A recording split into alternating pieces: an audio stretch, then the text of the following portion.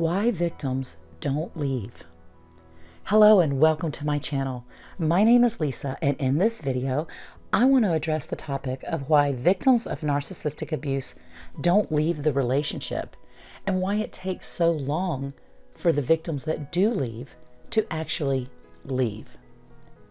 When you first met the narcissist, they were wonderful. You probably felt blessed to have this person come into your life. If they acted the way they did further on in the relationship, come on, you'd never be attracted to them in the first place. But you fell for the fake facade. All of us did.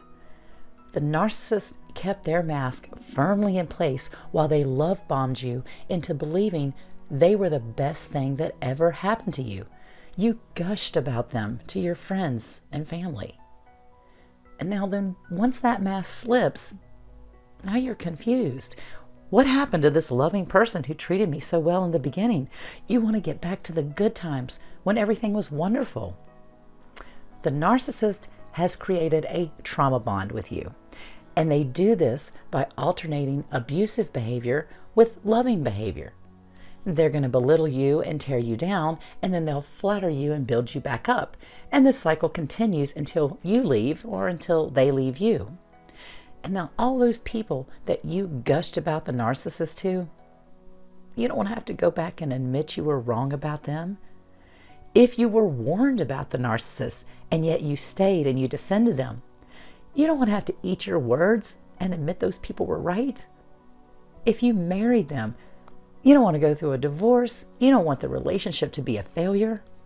You love them, and sometimes they're good to you, and so you're going to hang on to these good times, ignoring the bad times or discounting the bad times. You want to be right about the choice that you made to be with them and the choice that you made to stay with them. And this is how our own ego gets in our way. We don't want to be seen as wrong. We don't want to be seen as a failure. And some of us fear being alone and would rather stay with the devil we know. I was determined to stay with my ex-narc. We were married, and I was adamant that divorce was simply not an option. I believed I could fix him. I could fix this relationship, and everything would be wonderful again. This doesn't work because the more the narcissist sees you trying, the more they see you desperately trying to make things work, the more they know they've got you, the more they know you'll continue to tolerate their abuse. And the more they're going to amp up that abuse. You're not on the same page with the narc. You want to make things better. They want to continue their abuse. And so the longer the relationship continues, the more invested you are and the harder it becomes to leave.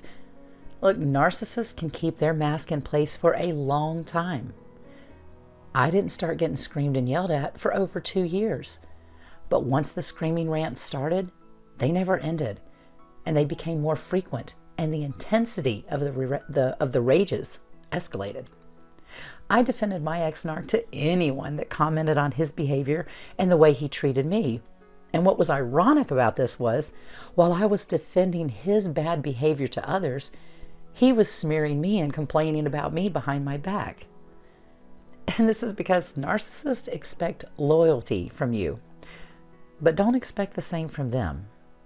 Now, other people noticed how supportive I was of him and pointed out to me that not only was he not supportive of me, he also belittled me.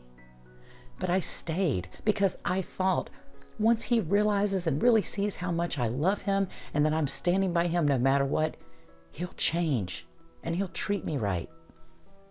I really thought my self-love was strong, but my love for him was stronger. I had to get to a place where my love for myself was greater than my love for him. And this was hard. For me, it took getting back on my spiritual path, the path that I had strayed from while I was with him. I started meditating and praying daily. I immersed myself in my spirituality. I would spend as much time away from him as possible. And even though we were in the same house, I'd go to another room to read, or to listen to podcasts, or watch videos. And I learned about breaking the trauma bond, learned about narcissism, narcissistic behavior, and I began to observe more than I reacted. I began to gain clarity, and I began to see who he really was and not who I wanted him to be. I stopped engaging in arguments. Now, not totally, because when he tried hard enough, he could certainly still push my buttons, but it's sort of like I stepped back. I started keeping a journal, and I wrote in that journal daily. I would note the nasty things that he did or he said, and I note the inconsistencies in him that I noticed. I noted how often he complained, how often he would start an argument, or try to anyway, and I noted how what he said and what he did made me feel. And then I'd go back and read over what I'd written, and over time, I could easily see that everything I wrote about, that it was about him anyway, was negative. He was so negative that I was actually surprised when he wasn't negative. Somehow, without my even being aware of it, he had conditioned me to expect negative behavior from him and to accept it. And once I finally found the courage to leave, I didn't want anyone to know what I'd been through. I was embarrassed, and I felt ashamed that I had put up with so much. I just wanted to disappear and leave the nightmare behind. But narcissists make doing this almost impossible, because they're going to continue to abuse their victim even after they leave. And this happened to me. So as terrified as I was to speak out publicly, as scary as that was for me, I did it. And that was when the real healing took place. Now I've dropped some video links in the description box about speaking up. No one likes to admit they were wrong.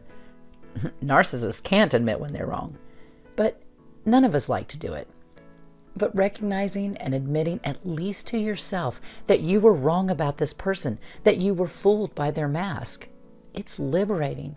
Hey, we're all human. None of us is perfect. We all make mistakes. Leaving a narcissistic relationship will break your heart for a while. Staying in a narcissistic relationship will break your heart forever.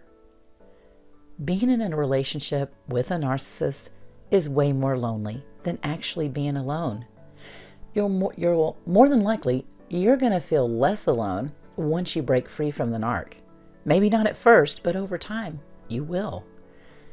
Personally, I interact with so many more people now than when I was with my ex. I don't have to worry about what he's going to say next, what he's going to do next. I don't have to monitor everything I say so he won't embarrass me or belittle me or yell at me. It takes time to recover from what you endured. Be patient with yourself. Healing is a journey, and it just takes time. But there is light at the end of the tunnel, and that light is brighter than you may know, especially if you're still going through it right now. I'm hoping you can break the chains, free yourself, and live a life of peace and happiness. There is great love and support for you, survivor. Thank you for taking the time to listen, and may your day be blessed.